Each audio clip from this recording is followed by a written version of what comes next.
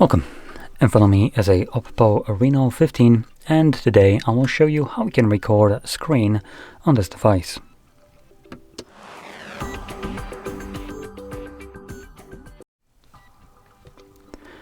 So, to get started, you will want to swipe down from the top right side of the screen, like so, which will bring down all your toggles, and in here we're looking for the screen recorder. If it's not visible on the first page, as it's not for me, we can swipe to the left and this will show you additional page. Now these are all the default ones, and it looks like the screen recorder is added by default, but if you can't see it anywhere, you can add it by clicking right here on this pencil, and then I'm going to click on the plus, and once you find your toggle somewhere here below, you would just simply tap on it, it gets added, and now click done, and you can see it's now permanently visible in this list. So in here, once you have it visible, you want to hold this toggle, select more settings, at least the first time around, as this will take you to the settings where you can change, number one, the resolution, which is set to medium for some moronic reason, 720p like it's 2014, but we're going to change it to high, 1080p. Now the custom one is basically going to be the highest option of high, so you can't go anywhere above what high offers, which is kind of also moronic considering most devices allow you to select higher bitrate if you want more than 16, and here you don't have that option. And also in terms of frame rate, we have a couple options. So we have dynamic, 60 and 30. Generally I recommend selecting 60, just permanently lock it to that frame rate. 120 could be used with content that is actually being displayed at it, but if you're planning to use this footage in I don't know, YouTube for instance, then this is completely redundant, as YouTube supports up to 60 frames, not up to 120, meaning it's pointless. So 60 will be the better option. And additionally, if you're recording at 120, I don't know how that would result with bitrate, considering it's only set to 16 megabits. I don't know if for 120 this is enough, and it's not like you can change it.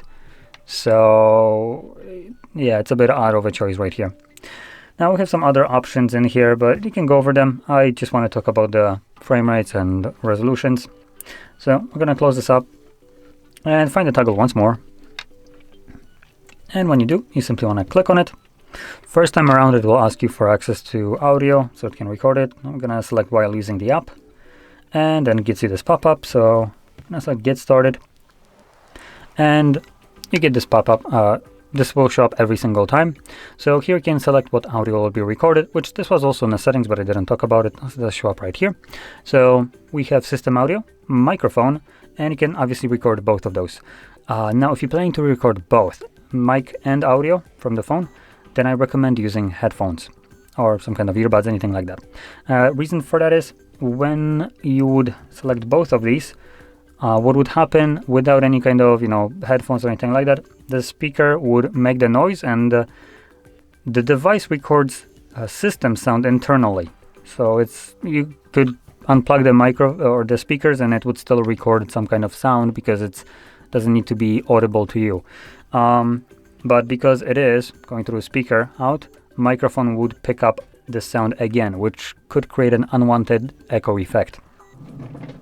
Now I'm going to disable the microphone right here, just want the system sound, which nothing really will be recorded here. And next we can select start recording. And you can see this right here, it shows us the timer, and we can open up most applications.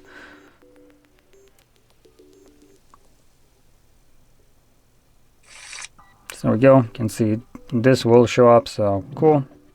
Let's close this up. Now we also will have other applications that you won't be able to record.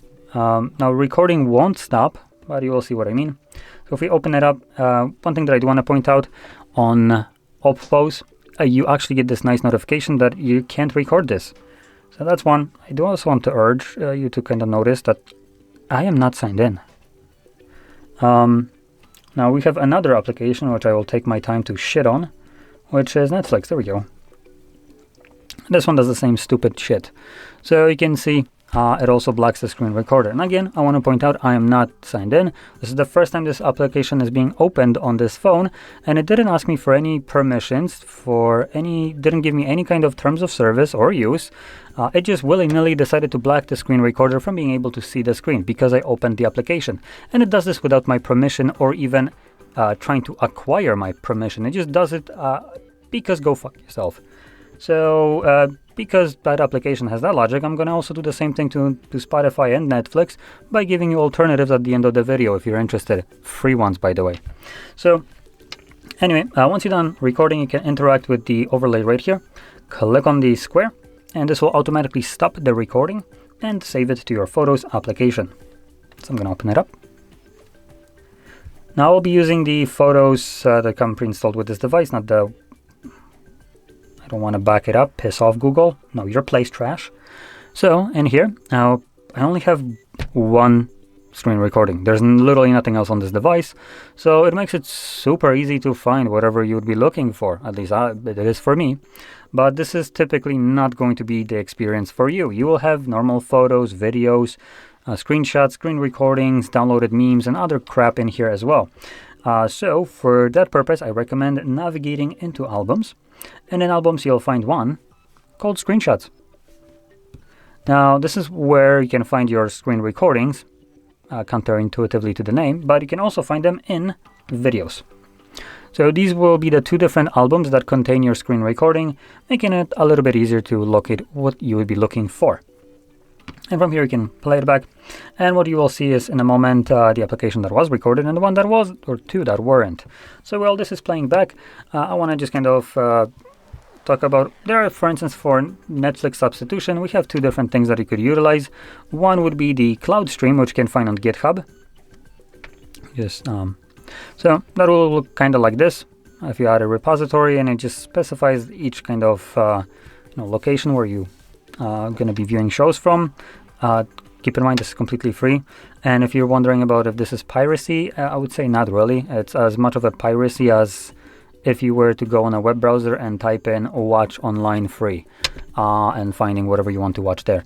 So this is basically equivalent of it, but it works in a way that you have to add a repository, which you can see I have once here, and you would just go into the settings, extensions, and then you can add a repository. There is a mega repo, I think, that you can add. You need to look in probably Discord to find exactly the link, but that would be one of the better ones. And from there you will find in the repositories that will show up Hexited, and in here you'll find these ones, SoraStream.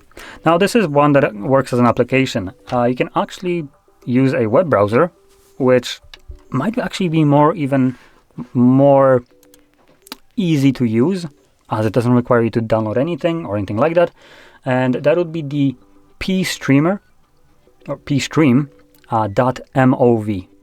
It's basically Netflix-like looking kind of site that allows you to watch shows from everywhere for free, and it actually works stupidly well, way better than actually what I was just showing you. So that would be one of the greater ways.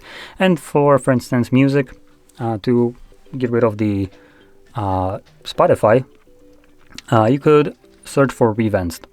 And in there you will find things like Revanced, or the YouTube Music Revanced, which is a modification to the normal application that allows you to use it completely for free, play in the background. And you can do the same thing for just normal YouTube, to have no ads. You can play in the background and all that jazz, which is a pretty nice feature. So I highly recommend checking out either one of those, or all of them are great options. So anyway, that kind of solves the problem of creepy companies trying to control your own device that you paid for and not give you any option. And also how you record the screen. So if you found this very helpful, don't forget to hit like, subscribe, and thanks for watching.